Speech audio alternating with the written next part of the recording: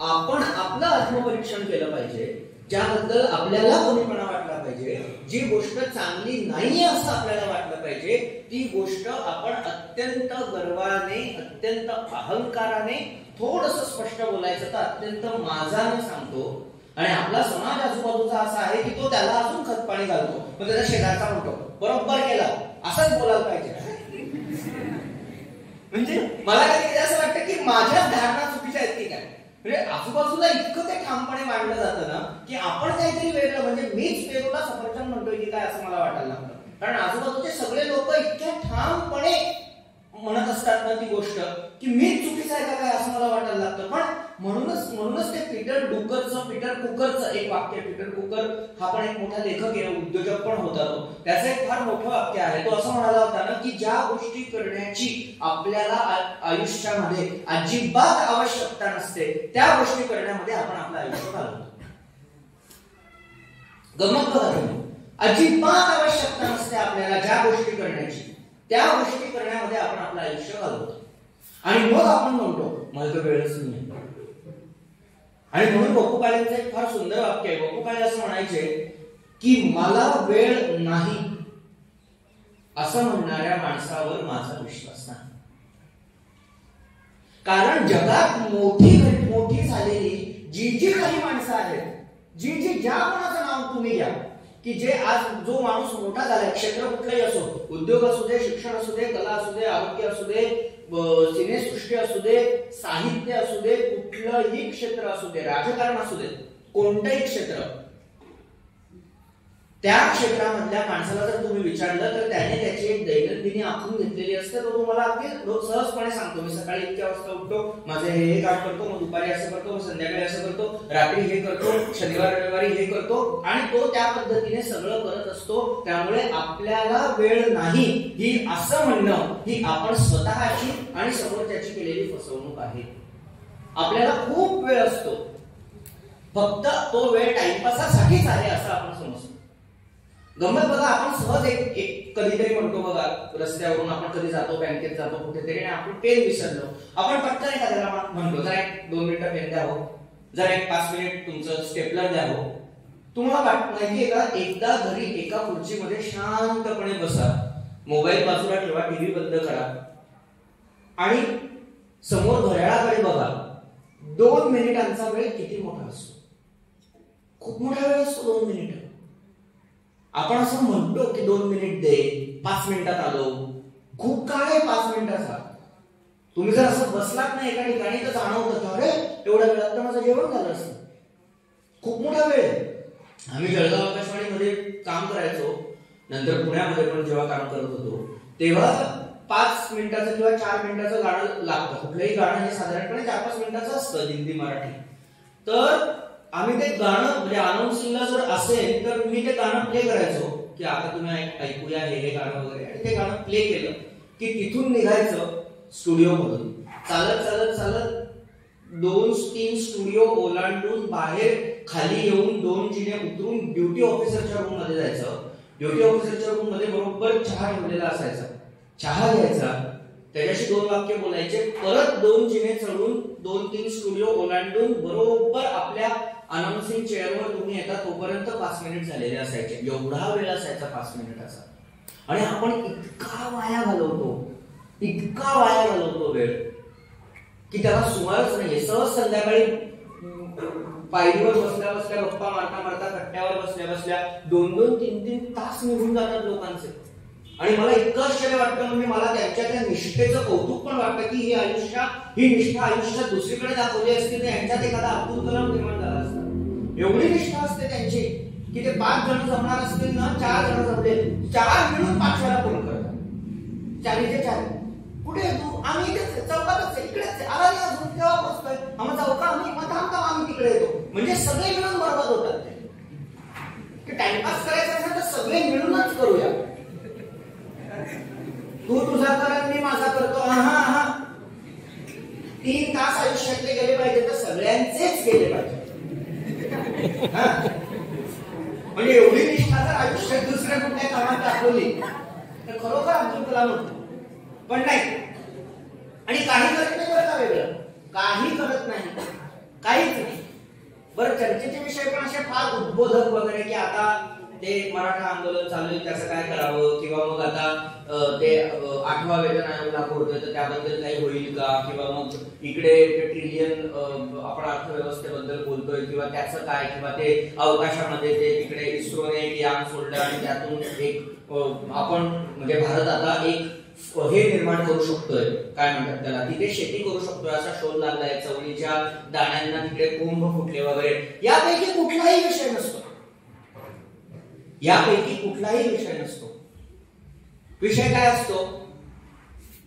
काल हळदीला गेलो होतो, संपलं. त्याच्या हळदीचा उर्वरित 4 लोकांशी काहीही संबंध नसतो, तरी ते चवीने ऐकत असतात. काय वांग्याची बातमी होती का? बरं, चॉईस तरी काय असतात? हा प्रश्न तरी कशाला विचारावा? 2च पदार्थ होतात आपल्याकडे, एक तर वांग्याची भाजी किंवा शेवयाची. तिसरं होत मान्यच नाही आपल्याला, तिसरी भाजी ही इकडे मान्यच नाही प्रदेशात. त्यामुळे या गोष्टींना माझा विरोध आहे असं माझं म्हणणं नाही. कधीतरी गंमत म्हणून टाइमपास आपण सगळेच करतो, मीही करतो. मी काय अगदी कपाळावर घड्याळ बांधून फिरत नाही, मीही टाइमपास करतो. पण आयुष्य हे फक्त टाइमपासच जाणार असेल तर मित्रांनो आपण गांभीर्याने विचार केला पाहिजे की रोज माझ्या जीवनातले 2 तास मी अशा पद्धतीने घालवतोय. या 2 तासामध्ये मी वेगळं काही करू शकतो का? या 2 तासात मी वेगळं काही वाचू शकतो का? या 2 तासात मी लिहू शकतो का? या 2 तासात मी माझ्या घरातलं वेगळं काही काम करू शकतो का? हे 2 तास जर एखाद्या वृद्धाश्रमाला सेवेकरी म्हणून एखाद्या माणसाची गरज असेल तर मी हे 2 तास तिथे देऊ शकतो का? हे 2 तास मी माझ्या घरातल्या म्हाताऱ्या आजी आजोबांना जर त्यांची काही बँकेची कामं असतील आणि त्यांना ते लिहून देता येत नसेल तर मी ते करू शकतोय का? मी काय करू शकतो या 2 तासामध्ये? रोजचे 2 तास, आठवड्यातून 4 तास, जे काय तुम्हाला द्यायचे असतील ते. पण हे जर तुम्ही दिले तर तुम्हाला जीवनाचं एक वेगळं सूत्र समजेल. म्हणजे जगायचं का आणि का जगायचं हे प्रश्न कायमच आपल्या समोर आहेत. आपल्या समोर इतकी महागाई आहे, आपल्या समोर इतकी बेरोजगारी आहे, आपल्या समोर इतके आरोग्याचे प्रश्न आहे, आपल्या समोर घरांच्या किमती वाढत आहेत, आपल्या समोर प्रचंड महागाई आहे, आपल्या समोर सेटल होणं ही फार मोठी गोष्ट निर्माण झालेली आहे, आपल्या समोर गुन्हेगारी वाढते आहे, जातीय राजकारण वाढतंय, अनेक नकारात्मक गोष्टी आपल्या समोर आहेत. त्यामुळे जगायचं का आणि का जगायचं या 2 प्रश्न आपल्या समोर कायमच आहेत. मग का जगायचं असा जर प्रश्न आपल्याला पडत असेल ना तर कधीतरी आपण आश्रम शाळेमध्ये जाऊन पाहिलं पाहिजे की तिथले लोक, तिथली मुलं काय पद्धतीने समाजासाठी योगदान देत आहेत. कधीतरी एखाद्या वृद्धाश्रमात जाऊन एखाद्या म्हाताऱ्या आजोबांपाशी जाऊन बसलं पाहिजे की तुमची नक्की काय खंत आहे, तुमच्या पोटच्या पोराने तुम्हाला घराबाहेर काढलं असं नक्की काय झालं होतं तुमच्यामध्ये. आणि तेव्हा आपल्याला कळतं की तुमच्या आणि माझ्या ज्या काय आहेत ना त्या फक्त अडचणी आहेत. दुःखाचा स्पर्श पण नाही झालेला आपल्याला. दुःख फार वेगळं असतं. तुमच्या माझ्या समोर ज्या आहेत ना त्या अडचणी असतात आणि त्या अडचणी दूरही होऊ शकतात जर आपण त्या दूर करण्यासाठी योग्य ते प्रयत्न केले तर. दुःख म्हणजे काय हो? दुःख म्हणजे काय तर दुःख ते असतं ना जेव्हा घरामध्ये 21, 22, 23 वर्षाचा तरुण पोरगा असतो, बाप थकत आलेला असतो, बाप रिटायर होण्यावर आलेला असतो, तरीही त्याला विचारलं जातं की तुम्ही का बरं एक्सटेन्शन घेताय नोकरीमध्ये, का करताय तुम्ही एवढी वणवण, थांबा आता, थकला आहात, रिटायर व्हायचं तर रिटायर व्हा. आणि त्यावेळी अनेक वर्षांपासून टाळत असलेला तो विषय बाप शेवटी कुठेतरी बोलतो ऑफिसमध्ये आणि सांगतो की नाही हो माझा मुलगा मतिमंद आहे, नाही हो माझा मुलगा स्वमग्न आहे म्हणजे त्याला ऑटिझम झालेला आहे, नाही माझ्या मुलाला एक हात किंवा एक पायच नाही आहे, किंवा मुलगी घटस्फोट होऊन घरी परतलेली आहे, तिची जबाबदारी माझ्यावर आहे, माझ्या बायकोला कॅन्सर आहे. त्याला म्हटलं जातं दुःख. ते आहे दुःख.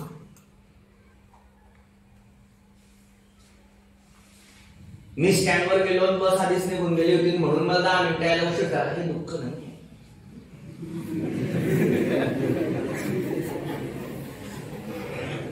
ही अडचण आहे जी दूर होऊ शकते. पण माझ्या मुलाला ऑटिझम झालाय, तो स्वमग्न आहे, तो मतिमंद आहे, म्हणून मी त्याला जिवंत मारू शकत नाही, किंवा नवीन मुलगा आकाशातून निर्माण होणार नाहीये. त्याला म्हटलं जातं दुःख. आणि सुखाच्या कल्पनांमध्ये आपण इतके अडकलेलो असतो की आपल्याला आपल्या अडचणीच दुःखद वाटायला लागतात. गंमत बघा तुम्ही, माणसाच्या जशा सुखाच्या अपेक्षा वाढतात ना, किंवा सुखाची साधनं वाढतात, अपेक्षा नाही साधनं वाढतात ना, तेवढ्या त्याच्या अपेक्षा वाढत जातात. म्हणजे एखाद्या घरामध्ये पूर्वी बघा आपल्याकडे ना पत्र होते. म्हणजे मी पत्रांपासून पाहिलंय म्हणून सांगतो. पत्र होतं तर एखादी गोष्ट 8 दिवसांनी कळायची. जे काय झालं असेल, चांगलं झालं असेल, वाईट झालं असेल, एखाद्या घरात एखादं बाळ जन्माला आलं किंवा एखाद्या घरात निधन झालं, जी काय गोष्ट असेल, लग्न ठरलं, अमक झालं, डमक झालं, कमीत कमी 8 दिवसांनी आपल्याला कळायचं की अरे अशी गोष्ट आहे का. म्हणून पत्र खूप आधी पाठवायची पद्धत होती. पत्र गेले, मग काय आलं, फोन आले, लँडलाईन आले. 2 मिनिटात तिकडच्या माणसाचा आवाज आपण ऐकू शकायला लागलो. त्याच्यातही काय झालं, आम्ही तुम्हाला फोन केले, तुम्ही घरीच नव्हते वगैरे वगैरे. कारण शेवटी तो एका ठिकाणी असलेला फोन आहे, तो सोबत आपण घेऊ शकत नाही. लँडलाईन गेले, लँडलाईन नंतर मोबाईल आले, साधे मोबाईल ज्यावर फक्त आपण बोलायचो, स्मार्टफोन्स नव्हते. त्याच्यामध्ये पण कुठेतरी रेंजच गेली, मोबाईल माणूस घरीच विसरला किंवा रिचार्जच संपला, त्याच्यातही अडचणी. म्हणजे माणूस त्याच्यात परत गोष्टी शोधायला लागला. आणि आता काय झालं, आता तर इकडून मेसेज सेंड करण्याच्या आत 1 सेकंदाच्या आत तो तिकडे पोहोचलेला असतो आणि तिकडच्या माणसाने उत्तर दिलेलं असतं. किंवा आपण त्याला थेट पाहू शकतो, आपण व्हिडिओ कॉल करू शकतो, आपण फोटो पाठवू शकतो, आपण आपला व्हिडिओ पाठवू शकतो. इतकी साधनं आपल्या हातामध्ये आली. मग आता वाद थांबलेत का? पूर्वी असे वाद व्हायचे नाही हो, लग्न होऊन गेलं मग तुमची पत्रिका आमच्याकडे आली, आम्ही कसे येणार लग्नाला, तुम्हाला आधी पाठवता येत नव्हती का, वगैरे वगैरे. आता थांबलेत का ते वाद? नाही. टाकली तुमच्या व्हॉट्सअपला, तुम्ही पाहिलीच नाही बघा, सुरूच आहे. आणि मग ते दाखवताना असं तो माणूस जो दाखवतो ना, टाकली तुमच्या व्हॉट्सअपला, तेव्हा समोरचा माणूस म्हणता तुमच्याकडूनच सेंड नाही झाली बघ. सेंडच झालेली नसते, होऊन जातं लग्न. तात्पर्य जेवढी सुखाची साधनं आमच्या हातामध्ये आली तेवढे आम्ही अधिकाधिक आळशी होत गेलो, तेवढे अधिकाधिक आम्ही स्वतःमध्येच गुंग होत गेलो, तेवढा अधिकाधिक आमचा समाजापासूनचा संपर्क पूर्णपणे तुटत गेला. आणि आम्ही स्वतःमध्येच इतके गुंग होऊन गेलो, इतके अडकून गेलो की आमच्या शेजारी कोण बसलंय, तो काय बोलतोय, काय तो सांगतोय, हे काहीही आपल्याला कळत नाही. मी आता व्याख्यानाच्या निमित्ताने खूप प्रवास करतो. प्रवासामध्ये मी शक्यतो वाचतो. जर गाडी फार हलत नसेल, रस्ता चांगला असेल तर वाचतो. माझ्याकडे लोक परग्रहावरचा माणूस आहे असं बघतात, कारण बाकी सगळे मोबाईल बघत असतात, मी वाचत असतो.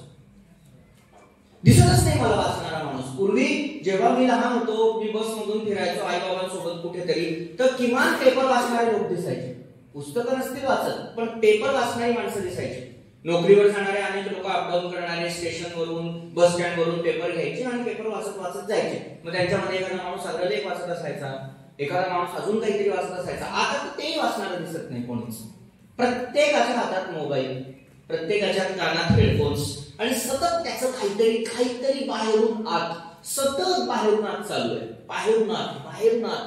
मोबाईल सुरू करायचा, काहीतरी बाहेरून आत जातं. टीव्ही सुरू करायचा, काहीतरी बाहेरून आत जातं. कोणाला तरी फोन लावायचा, काहीतरी तिकडून तो माणूस बोलतो आणि ते बाहेरून आत जातं. इतकं बाहेरून आत जातंय आपल्या की आपल्या आतून काहीही बाहेर पडत नाही.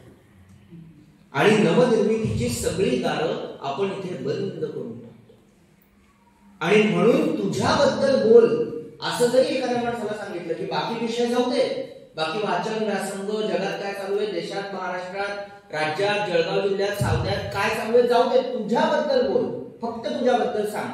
तो फक्त नाव आणि पत्ता सांगू शकतो, त्याला त्याच्याबद्दलही 2 मिनिटं बोलता येत. याचं कारण असं की आपण आपल्यातून बाहेर काही काढतच नाहीये. आणि जोपर्यंत हे होणार नाही ना तोपर्यंत तुम्हाला नवीन शोध लागणार नाही. आणि जोपर्यंत नवीन शोध लागणार नाही तोपर्यंत तुमचं स्वतःच्या जगण्यावरचं प्रेम हे वाढणार नाही, उलट ते कमीच होत आहे. कारण तुम्हाला कंटाळाच येत आहे. मग आपण अशी वाक्य वापरायला लागतो बघा. अनेक लोकांच्या तोंडात अशी वाक्य असतात, कुठेतरी निघून जावं असं वाटतंय बाई. असं कुठेतरी निघून जायला कोणतीच गाडी नसते. कोणत्याच गाडीवर जळगाव कुठेतरी असं नाही लिहिलं. निश्चित स्थान आहे, त्या स्थानालाच जावं लागेल तुम्हाला. त्यामुळे तुमच्या जीवनाचा जगण्याचा प्रवास हा तुम्हाला ठरवावाच लागेल की मला कशा पद्धतीने जायचंय. आणि नुसती वाढ करून उपयोग नाहीये, नुसती वाढ करून उपयोग नाही. लक्षात घ्या, लक्षात घ्या, वाढ, विकास आणि प्रगती या तीन गोष्टींमध्ये फरक आहे. There is always difference between the growth, development, always difference and success.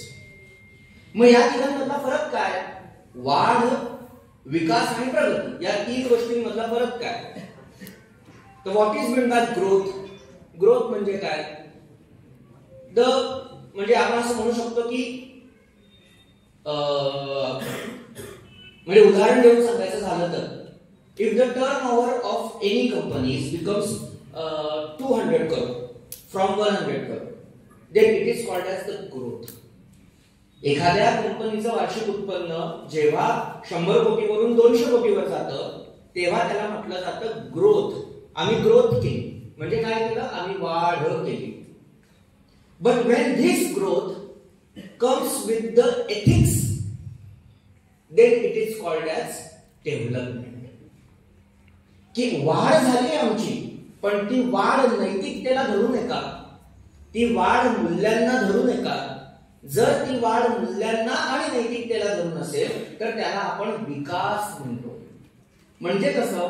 आपल्या गावामध्ये, आपल्या गल्लीमध्ये एखादा माणूस असतो, खूप कष्ट करत असतो, छोटंसं घर असतं, शेत असतं, प्रचंड कष्ट, नवरा बायको दोघंही कष्ट करतात, छोटीशी नोकरी लागते बायकोला कुठेतरी, नवरा काहीतरी शेतात काम करत असतो आणि कष्ट करून 2-3 वर्षाने ते एखादी 2 व्हीलर घेतात. सगळ्यांना आनंद होतो बघा. सगळे गल्लीतले लोक म्हणतात अरे नाही चांगलं होईल तुमचा, आता बघा तुम्ही लवकरच 4 व्हीलर सुद्धा घ्या, इतके कष्ट करताय तुम्ही, देव तुम्हाला काहीच कमी पडू देणार नाही. अशीच चर्चा असते का? कारण सगळ्यांना माहिती आहे की यांनी कष्ट करून ही 4 व्हीलर घेतलेली आहे, ही 4 व्हीलर यांना, ही 2 व्हीलर घेतली आहे, ही गाडी यांना सहजपणे मिळालेली नाही. त्याचे कष्ट ते सगळे घेत असतात. आणि त्याच गल्लीत एखादा असा माणूस असतो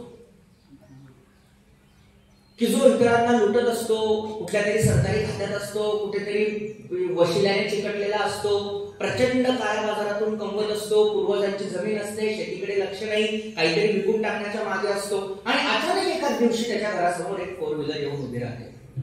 त्यावेळी आजूबाजूच्यांचे वाक्य काय असतात बघा? 4 व्हीलर काय हो, रेल्वे घेते ते रेल्वे. आता काल 2 एकर विकले त्यांनी, काय कमी त्यांना? एवढं कमवून ठेवलंय, सगळा रॉकेलचा पैसा आहे. अशी वाक्य असतात. कारण का? This growth is not comes with the morality. कारण ती नैतिकतेला धरून नाही आलेली, कारण ती नीतिमूल्यांना धरून नाही आलेली. त्यामुळे त्याला आपण विकास म्हणत नाही. And when this development it comes with the humanity and spirituality, then it becomes the success. मग यश म्हणजे काय? तर जेव्हा ही सगळी वाढ आणि विकास ही मानवतेसाठी केली जाते, इतरांसाठी केली जाते, समाजासाठी केली जाते, आपण त्यातून समाजाचं काहीतरी देणं लागतो या भावनेतून केली जाते, तेव्हा लोक म्हणतात की नाही हा माणूस यशस्वी झाला. म्हणून रतन टाटांना आपण यशस्वी म्हणतो. रतन टाटा इतके मोठे आहेत, त्यांचे उद्योग आहेत, भरपूर पैसा आहे म्हणून यशस्वी म्हणत नाही. तर रतन टाटांनी अनेक असे उपक्रम सुरू केले की जे समाजासाठी होते. आजही आपण बघा, कुठलीही वस्तू घ्यायची असेल, साधं मीठ घ्यायचं असेल, आपण म्हणतो नाही टाटा नमक घ्या, का? कारण कंपनी टाटा आहे. गाडी घ्यायची असेल तर टाटाची घ्या, चांगली असते. घड्याळ घ्यायचं असेल टायटनचं घ्या. हॉटेलमध्ये राहायला जायचं असेल, जिंजर हॉटेलमध्ये राहायला जा, टाटाची चेन आहे. माणूस टाटा कंपनी का बघतो? कारण पैसा आहे म्हणून नव्हे, तर त्यांनी तो विश्वास कमावलेला आहे. मग तुमच्या जगण्यातली ही जी काय वाढ आहे, ही जी काय विकास आहे, हे जे काय यश आहे, हे सगळं जर या मूल्यांना धरून येत असेल तर आणि तरच तुम्ही तुमच्या जगण्यावर प्रेम करू शकाल. आणि हे खूप सोपं आहे मित्रांनो, अवघड नक्कीच नाही, कठीण नक्कीच नाही आणि अशक्य तर नक्कीच नाही. आपण जगत असताना आपण काय संवेदनशीलतेने जगतो आणि आपण काय पेरत जातो यावरच उद्या काय उगवणार आहे हे ठरणार आहे. आणि म्हणून एक हिंदू उर्दू शायर खूप छान म्हणाला. तो असं म्हणाला की जिंदगी न केवल सांसों का खजाना और जिंदगी न केवल जीने का बहाना.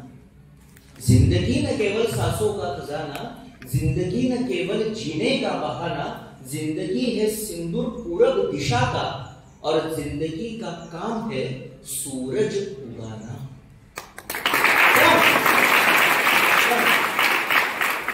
हे खरंच झालं का? हे खरंच झालं का? असं लिहिल्यावर त्या शायरला कोणीतरी विचारलं की खरंच असं झालंय का? त्यावेळी तो शायर खूप दुःखात असं म्हणाला. त्याने पुढच्या ओळी लिहिल्या. तो असं म्हणाला की उगाने थे हमें सूरज, सितारे भी ना उगा पाए. उगाने थे हमें सूरज, सितारे भी ना उगा पाए, सुहानी भोर की तट पर गिरे थे सांझ के साए.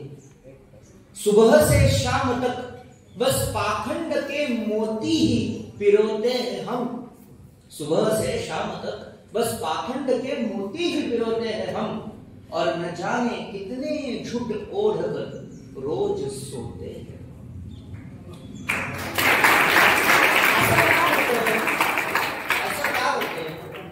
असं यासाठी होतं की आपण आपल्या स्वतःशी सुद्धा खरं बोलत नाही.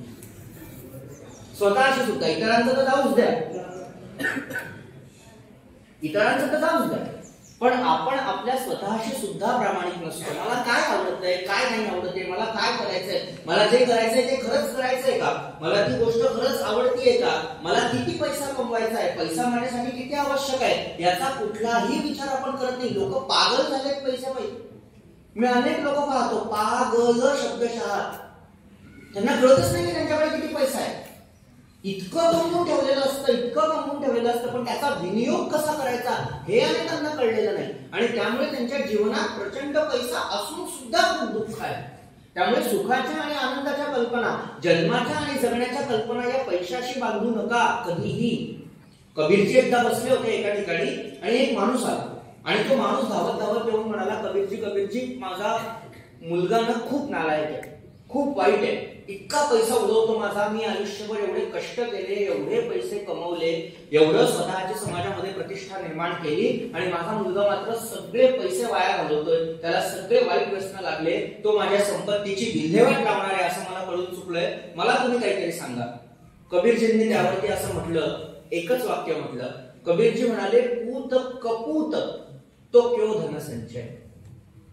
जर तुझा मुलगा कुपुत्र आहे, कपूत म्हणजे कुपुत्र, वाईट आहे, तो क्यों धनसंचय, तू धनसंचय का करून ठेवलास?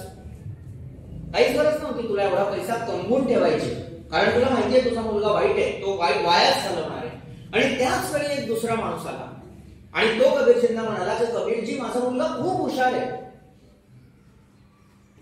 तो शाळेमध्ये नेहमी पहिला येतो, दुसरा येतो, प्रामाणिक आहे, कष्ट करतो, पण माझी परिस्थितीच नाहीये हो. आता तो शाळेतून बाहेर पडल्यानंतर त्याला कुठे पाठवायचं शिक्षणासाठी, माझ्याकडे पैसाच नाही, मला फार काळजी वाटते, मला वाईट वाटतं की मी का पैसे कमवू शकलो नाही, माझी परिस्थिती गरिबीची आहे. कबीरजींनी पुन्हा एकदा तेच उत्तर दिलं, एक शब्द बदलला आणि कबीरजी म्हणाले, पूत सपूत तो क्यों धनसंचय. जर तुझा मुलगा सुपुत्र आहे तर पैसे कमवण्याची चिंता तुला कशाला, तो सुपुत्र आहे ना, बुद्धिमान आहे ना, चांगला आहे ना, मग त्याला पैसे मिळणारच की त्याच्या आयुष्यामध्ये, तू कशासाठी करून ठेवतो एवढं सगळं. तात्पर्य हे आहे की त्याच्या मागे किती धावायचं हे आपण ठरवलं पाहिजे. Money is not everything. Yes, but money is something. पैसा कमवलाच पाहिजे, त्याला विरोध नाही, कमवलाच पाहिजे, त्याला विरोध नाहीच. मी फुकटात व्याख्यानं देत नाही, म्हणजे स्वतःवरही सांगतो. पण किती कमवायचा याला काहीतरी महत्व आहे. एकदा एका सत्पुरुषाला एका माणसाने विचारलं की पैशाचं आयुष्यामध्ये स्थान काय. त्यावेळी तो सत्पुरुष म्हणाला की जे स्थान तुझ्या आयुष्यात श्वासाला आहे तेच स्थान तुझ्या आयुष्यात पैशाला आहे. आता त्याला वेगळं उत्तर अपेक्षित होतं, कारण तो महंत होता. त्याला असं वाटतं की हा माणूस सांगेल पैसे कमवूच नको, त्याग कर, सगळं सोडून दे वगैरे वगैरे, पैशात काही नसतं वगैरे. आणि हा माणूस म्हणतोय जेवढा श्वास आवश्यक आहे तेवढा पैसे. तो म्हणाला, अहो गुरुजी तुम्ही मला असं काय सांगताय, मी कुठे चुकीचं सांगितलं. अहो तुम्ही म्हणताय श्वासा इतकं महत्व आहे आणि श्वास तर सतत चालू राहिलाच पाहिजे, कारण श्वास थांबला की मी थांबेल. मग गुरुजी म्हणाले बरोबरच आहे की तू जोपर्यंत जगणार आहेस तोपर्यंत तुला पैसा आवश्यकच आहे, म्हणून मी म्हणालो की श्वासा इतकं महत्वाचा आहे. पण अहो नाही, हे चुकतंय ना मग, कारण मी तर श्वास घेतोच आहे ना, मी थांबलो कुठे आहे. गुरुजी म्हणाले, हे बघ मी तुला सांगितलं की श्वासा इतकं महत्व आहे, याचा अर्थ काय, तू श्वास घेतोयस ना. तो म्हणला हो घेतोय. मग बाकी इतरही गोष्टी करतोस का दिवसभर फक्त श्वास घेत राहतोस. सकाळी विचारलं काय करताय तुम्ही, नाही श्वास. दुपारी विचारलं काय झालं का जेवण वगैरे, नाही श्वास घेतो. संध्याकाळी काय चहा झाला का, नाही आता श्वास घेतो. तात्पर्य असं की तुझी श्वास घेण्याची एक विशिष्ट प्रक्रिया ठरलेली आहे आणि ती करत करत तू इतरही गोष्टी करतो आहेस. तू सकाळी उठतो, कामावर जातो, संध्याकाळी घरी येतो, घरातल्या लोकांशी बोलतो, तुझी इतर सगळी कर्तव्य करतो, रात्री झोपतो, स्वतःच्या तब्येतीकडे लक्ष देतो, स्वतःच्या मनोरंजनाकडे लक्ष देतो, समाजातल्या लोकांशी जाऊन भेटतो, त्यांच्यामध्ये मिसळण्याचा प्रयत्न करतो. हे सगळं तू करतो, याचं कारण तुझा श्वास सुरू आहे. तो थांबला तर हे सगळं थांबणार आहे. पण म्हणून मला जरा 10 श्वास जास्त हवे असं करता येतं का, नाही. किंवा मला आता 10 मिनिट कंटाळा येतो, मी नाही घेत श्वास, असं करता येईल का, नाही. त्यामुळे ती जितकी सहज सुलभ सोपी प्रक्रिया आहे तितकीच आपले पैसे कमवण्याची आहे. की तुम्हाला जगण्यासाठी जेवढे लागतात ना तेवढे तुम्ही नक्कीच कमवा, कारण ते लागणारच आहे. उद्या आपण आजारी पडलो, कोणी बाब शेजारचा माणूस येऊन आपल्याला काही देणार नाही, ते नक्कीच कमवलं पाहिजे. स्वतःच्या कर्तृत्वावरती आपण मोठं झालंच पाहिजे. आपल्याकडे धर्माने जे 4 पुरुषार्थ सांगितले त्याच्यामध्ये सुद्धा धर्म, काम, अर्थ आणि मग मोक्ष आहे. धर्म, काम, मोक्ष आणि अर्थ असं नाहीये. तुम्हाला अर्थ आलाच पाहिजे तरच पुढे मोक्ष येतो. आणि रामदास स्वामी तर असं म्हणाले की प्रपंची जो अप्रमाण तो परमार्थी खोटा. जो प्रपंचात अप्रमाण आहे ना, ज्याचा प्रपंच चुकलेला आहे, तो परमार्थामध्ये मोठाच होऊ शकत नाही, तो खोटाच असतो, कारण त्याचं सगळं लक्ष इकडेच असतं. आणि जोपर्यंत तुमच्या प्रवृत्तीच सगळ्या भोगून संपत नाही तोपर्यंत तुम्ही निवृत्त होऊ शकत नाही.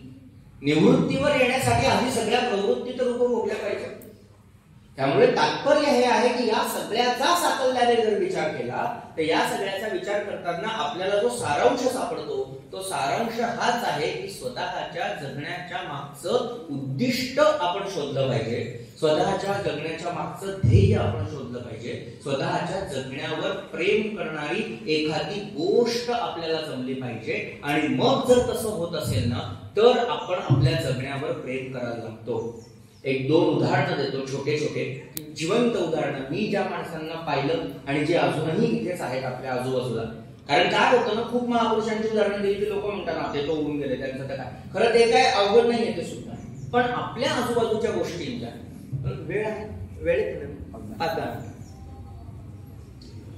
मी महाविद्यालयात असतानाची एक घटना आहे.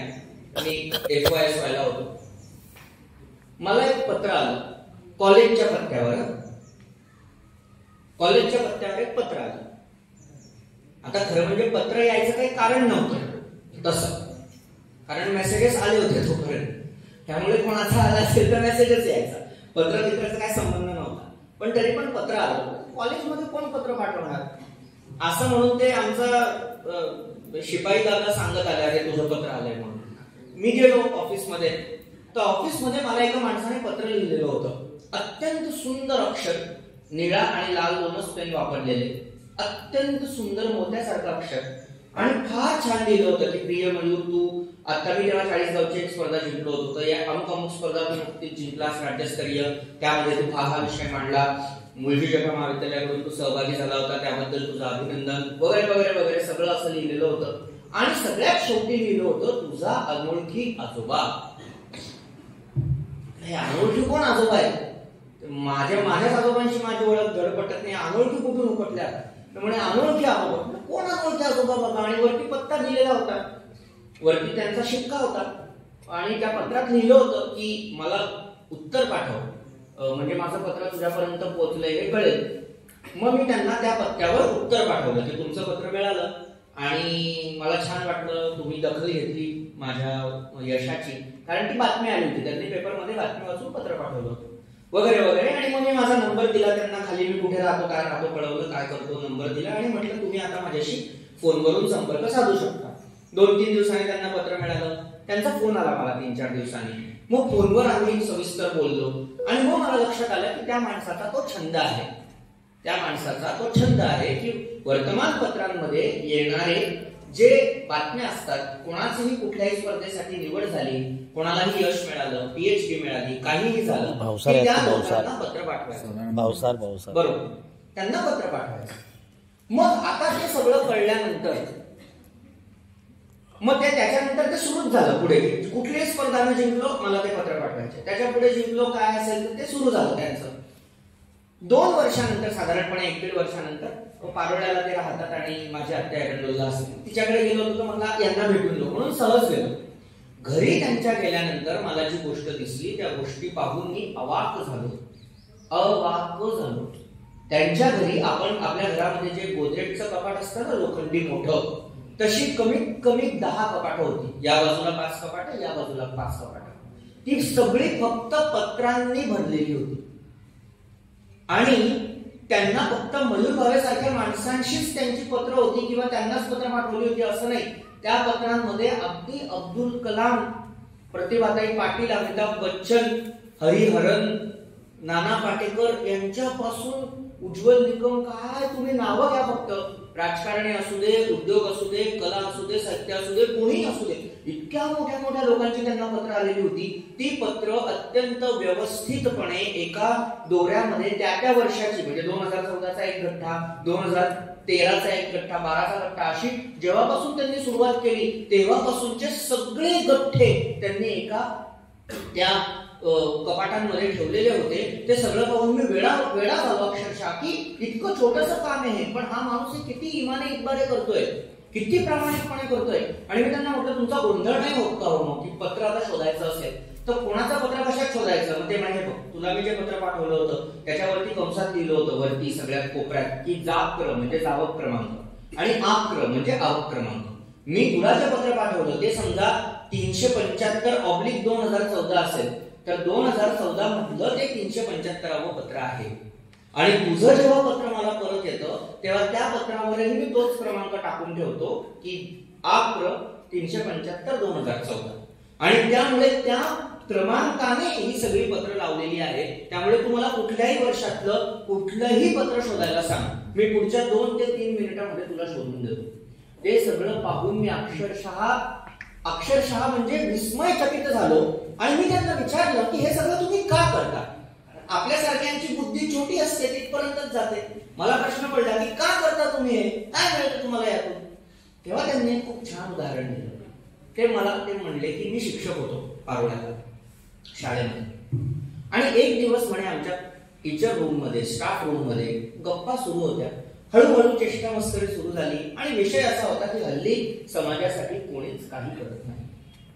सगळेच जण बोलत होते, मीही तावातावाने बोलायला लागलो की हो ना, कोणीच काही करत नाही हल्ली, कोणीच समाजासाठी काही करत नाही, सगळे जण जाता त्याचाच विचार करतो, असं करतो तसं करतो, हेच सगळं बोलणं सुरू झालं. माझ्या एका सहकारी मित्राने म्हणे मला प्रश्न विचारला की बाकीच्यांचं जाऊ दे रे, तू काय करतो? आणि त्याने अत्यंत हसून विचारलं म्हणे, मला चेष्टाच सुरू होती पण म्हणे माझ्या मनाला ते खूप लागलं की खरंच आहे, बाकीच्यांचं जाऊ दे, समाज काय करेल, राजकारणी काय करतील, नेते काय करतील, हे सगळं जाऊ दे, पण मी काय करतो? आणि त्यावेळी मला उत्तर मिळालं की मी काहीच करत नाही. मग म्हणे मला खूप त्रास सुरू झाला 2-3 दिवस मला झोप लागली नाही, मी प्रचंड अस्वस्थ होतो की मी काहीच कसं करत नाही. मी शिक्षक आहे, मला एक नोकरी आहे, ठीक आहे पगार कमी असेल माझा, पण मला एक निश्चित पगार आहे. असं असताना मी काहीतरी तरी करू शकतो. मग काय करू शकतो? मग खूप विचार केल्यानंतर मला एक गोष्ट सुचली, आणि ती गोष्ट सुचली की जेव्हा त्यांनी सुरू केलं तेव्हा काहीतरी ते पोस्टाचं जे पत्र होतं ते तेव्हा काहीतरी 1 पैशाला का 2 पैशाला मिळायचं. तर एवढा 1-2 पैशाचं पत्र आपण घेऊ शकतो, तेवढे पैसे आपल्याकडे आहेत. आणि एखादा निळा पेन 1-2 रुपयाचा जो मिळतो तो आपण घेऊ शकतो. तेवढं आपल्याला नक्कीच आपल्या पगारात करता येईल. मग आपण असं करू की ज्या लोकांना यश मिळतं आहे समाजामध्ये त्यांचं आपण अभिनंदन करू. आणि हा उद्योग म्हणजे तेव्हा सुरू केला, जेव्हा मी सुरू केला तेव्हा माझी ऐपत आर्थिकदृष्ट्या कमी होती, म्हणून मी एकच पेपर मागवायचो आणि एकाच पेपर मध्ये ज्या बातम्या येतील त्यावरून पत्र पाठवायचो. आज म्हणजे मी त्यांना जेव्हा भेटायला गेलो तेव्हा 2012-13चं साल असेल, तेव्हा ते म्हणाले की माझ्याकडे 5 ते 6 पेपर येतात, मासिकं येतात, त्या सगळ्यांमधल्या बातम्या मी वाचतो, त्या सगळ्यांमधून मी पत्र पाठवतो. सुरुवातीला मी दिवसाला 1 किंवा 2 पत्र पाठवायचो, कारण मी तेव्हा शिकवत होतो, शाळेत होतो. मी निवृत्त झाल्यानंतर मी दिवसाला 10-10, 20-20 पत्र पाठवणं सुरू केलं. आज त्यांच्याकडे असलेल्या म्हणजे शेवटचा जो आकडा होता त्यांच्याकडे असलेल्या पत्रांची संख्या ही 9 लाख होती. आता हे सगळं करून त्या माणसाला काय मिळालं? व्यावहारिक दृष्ट्या बोलायचं तर नंतर भरपूर पुरस्कार मिळाले. हे सगळं जसं जसं समाजात येत गेलं समोर तसं अनेकांनी त्यांना पुरस्कार दिले, अनेक सामाजिक सेवा संस्थांनी कौतुक केलं, आदर्श शिक्षकाचा पुरस्कार, बरंच काय काय मिळालं. पण जेव्हा या सगळ्याची सुरुवात झाली तेव्हा त्या माणसाने पुरस्कारांसाठी केलं होतं का? नव्हतं केलं. त्याच्या डोक्यात तरी हे होतं का आपल्याला पुरस्कार मिळतील? नव्हतं. आणि तात्पर्य हे की प्रामाणिक प्रयत्न असले की त्याला तसा प्रतिसादही मिळतो. तो प्रतिसाद त्यांना इतका चांगला मिळत होता की त्यांना सगळ्या मान्यवरांनी उलट पत्र पाठवलेले, कारण त्यांचे प्रयत्न प्रामाणिक होते. आणि गंमत हीच मित्रांनो की हा माणूस मी मुद्दाम एक उदाहरण दिलं, इथे पलीकडे पारोळा आहे, किती जळगाव जिल्ह्यातलं गाव, मुद्दाम तुम्हाला हे उदाहरण दिलं, आपल्या गावातलं, आपल्या भागातलं, आपल्या जिल्ह्यातलं एक नाव, आणि काहीही त्याला खर्च नाही. आज सुद्धा 5 रुपयापर्यंत चांगला पेन येतो, आणि आजही पोस्टाचं कार्ड किती 1-2 रुपयाला असेल, फार 25 पैसे, 1 रुपयात 4 मिनिटं. पण आपण हे करू शकतोय. आणि अशा अनेक गोष्टी आहेत, ही फक्त एक गोष्ट झाली, अशा अनेक गोष्टी आहेत की ज्याच्यात पैसा खर्च न करता आपल्याला आपलं काहीतरी सापडणार आहे, पण आपण ते शोधतच नाही. मला माझ्या जीवनातलं वेगळं असं काय करायचंय? नोकरी, लक्षात घ्या, नोकरी हा तुमच्या जगण्याचा एक भाग आहे, ती तुमची ओळख होता कामा नये. नोकरी ही तुमचा पेशा, म्हणजे मला कायम असं वाटतं की लोक मला वक्ता म्हणून ओळखतात, तर मला त्याचं मनापासून समाधान वाटतं, कारण नोकरी ही वेगळी आहे माझी आणि माझी ओळख वेगळी आहे. आपण आपली वेगळी ओळख निर्माण करू शकतोय का? आपण जेव्हा आपली वेगळी ओळख निर्माण करतो ना, तेव्हा समाज आपल्याला खूप काही गोष्टी देऊ पाहतो आणि आपण समाजाला खूप काही देणं लागतो. पण गंमत अशी आहे ना की आपण प्रतिसाद देत नाही, आपण प्रत्येक वेळी फक्त प्रतिक्रिया द्यायला लागतो. There is always difference between the response and the reaction. प्रतिसाद म्हणजे रिस्पॉन्स. कधीतरी तुम्ही आजारी पडलात, म्हणजे पडू नये अशीच माझी इच्छा आहे, उदाहरण देतो फक्त. समजा आजारी पडलात, डॉक्टरांकडे गेलात, डॉक्टरांनी गोळ्या औषधं दिले, तर डॉक्टर काय म्हणतात? 2 दिवसात तुम्ही बरे झाल्यानंतर डॉक्टर काय म्हणतात? अहो खूप छान रिस्पॉन्स देताय तुम्ही, तुमची बॉडी खूप छान रिस्पॉन्ड करते औषधांना. याचं कारण प्रतिसाद हा कायम सकारात्मक असतो. आणि समजा आपण आपल्याने एखादी गोळी घेतली घरी जी एक्सपायर झालेली आहे, तर त्याची काय येते? रिॲक्शन येते. कारण प्रतिक्रिया ही सकारात्मक असेलच असं नाही, ती नकारात्मकही असू शकते. त्यामुळे आपण साधेला प्रतिसाद द्यायला शिकलं पाहिजे. आपण विचारच करत नाही, प्रतिसादाला विचार करावा लागतो, थोडं थांबावं लागतं.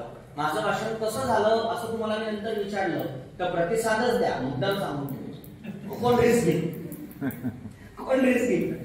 पण प्रतिसाद विचार करूनच द्यावा लागतो, प्रतिक्रिया पटकन देत आहे. त्यामुळे तात्पर्य हे आहे की आपण प्रतिसाद देतोय की आपण प्रतिक्रिया देतोय याचा आपण विचार केला पाहिजे. जन्म आणि जगणं याबद्दलचं हे जे काय मी तुमच्या समोर, याचा अर्थ असा की आम्ही हे व्रत अंधपणे स्वीकारलेलं नाही, आम्ही हे व्रत डोळसपणेच स्वीकारलेलं आहे. आणि आम्हाला माहिती आहे की याच्यामध्ये आमचा जीव जाऊ शकतो, आम्हाला फाशी होऊ शकते, आम्हाला देशासाठी फासावर जावं लागू शकतं, पण आम्हाला हे करायचंच आहे कारण की हे करण्यासाठी कोणीतरी पुढे आलं पाहिजे आणि आमच्या देशावर प्रेम आहे म्हणून आम्हाला हे करायचं आहे.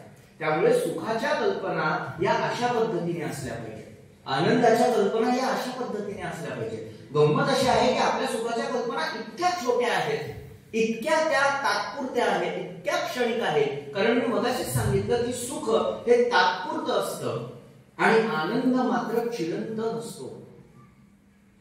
मी इथे आल्यानंतर तुम्ही मला काय भेट देताय, तुम्ही माझ्याशी कसं बोलताय, तुम्ही मला झोपायला कॉट देताय की जमिनीवर गादी टाकताय, या सगळ्या सुखाच्या कल्पना आहेत. त्या तात्पुरतं ठीक आहे, तेवढ्या पुढे मला छान वाटेल, अरे वा नाही छान, माझी खूप मस्त व्यवस्था केली बरं का, खूप छान आहे, खूप मस्त आहे, खूप मला छान सगळी व्यवस्था माझी छान लागली, मला छान चहा मिळाला, नाश्ता मिळाला, जेवण मिळालं, जे काय अजून असेल नसेल ते सगळं मिळालं, सगळं आपण तयार केलं आणि इथे आल्यानंतर समोर एकही माणूस नाही.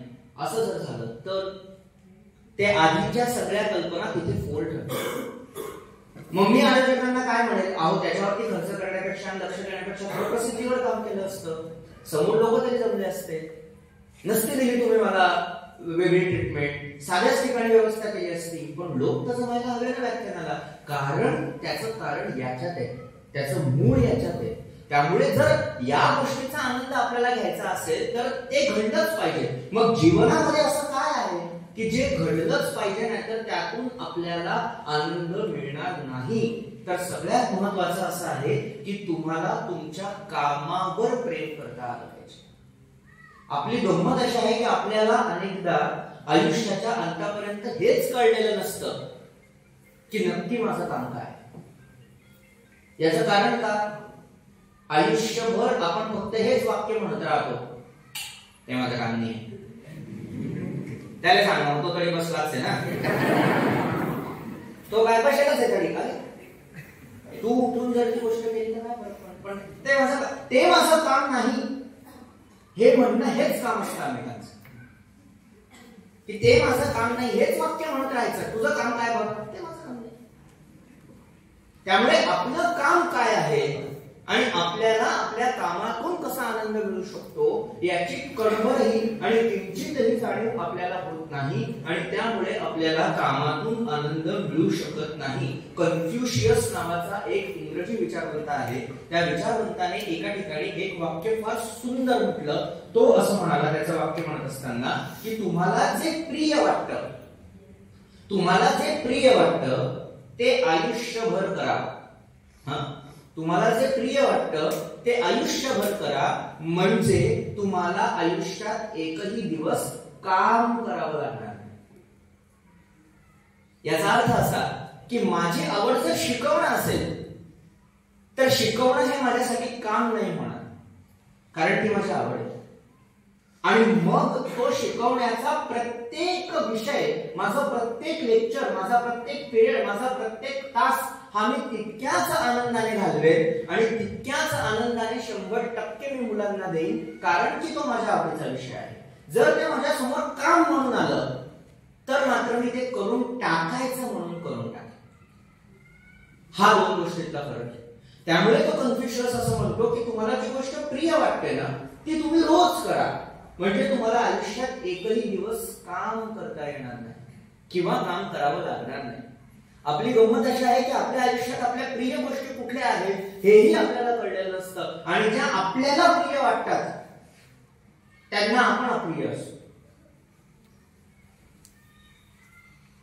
आपल्याला असं वाटत असतं की एखादी गोष्ट, एखादी व्यक्ती ही आपल्याला आवडते, पण त्या व्यक्तीला खरंच तू आवडतोस का, त्या गोष्टीला खरंच तू आवडतोस का, ती गोष्ट खरोखर तुझ्याकडून नीट चांगली होते का याचा विचार आपण करत नाही. आणि मग जर तो विचार करत नाही तर त्याच्या मागची तजवीज, त्याच्या मागची साधना, त्याच्या मागची तपस्या सुद्धा आपण करत नाही. म्हणजे एकदा असं झालं, अल्लाह खानची मैफल होती, उस्ताद अल्लाह खानची, आणि अल्लाह खान कोण माहिती आहेत ना, माहिती आहेत ना, नाही नसेल माहिती तर मग सांगतो. नाही माहिती. अल्लाह खान म्हणजे उस्ताद झाकीर हुसेन यांचे वडील आणि त्यांचेच गुरु, म्हणजे अल्लाह खानने झाकीर हुसेन यांना शिकवलं. तर अल्लाह खानची एकदा एका गावामध्ये मैफल होती आणि तेव्हा